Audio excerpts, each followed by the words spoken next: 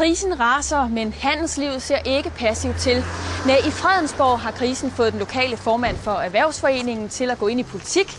Sammen med kommunens viceborgmester vil han nu danne et helt nyt parti. Hej Michael. Hej Ole. Velkommen. Tak for det. Kom ind for. Tak. De pynser på noget her i Kokkedal.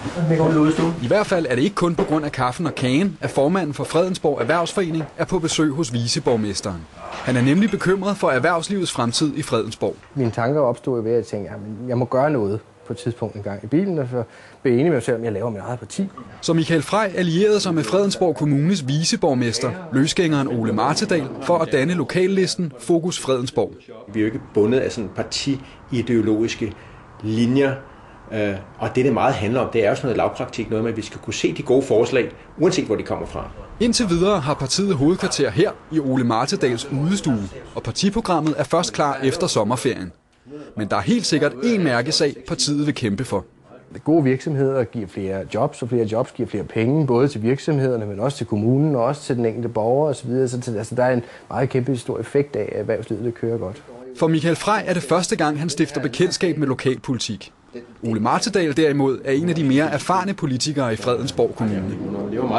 Han har tidligere været medlem af både Venstre, Ny Alliance og været med til at starte lokallisten Alliancen. Forhåbningen er, hvis man tegner en vippe, som alle kender den henne fra børnehaven. Med han har da også allerede lagt strategien op til kommunalvalget i november. Der er situationen i dag. Vi har Venstre og Konservative her med til sammen 12 mandater.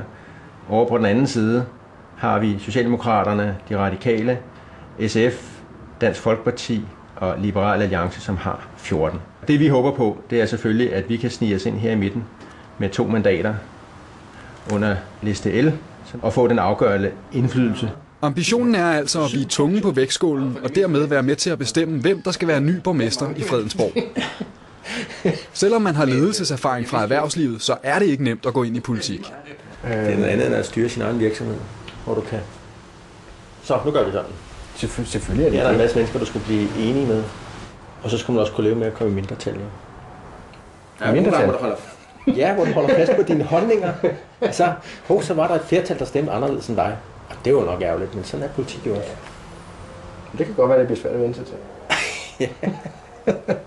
Men ifølge Michael Frey kan alt lade sig gøre, hvis man virkelig vil det. Også i lokalpolitik. I Guinness Rekordbog, der er en mand, han har spist en cykel og en indkøbsvogn og nogle forskellige andre metalting. Og det kan sgu ikke lade sig gøre ind i mit hoved.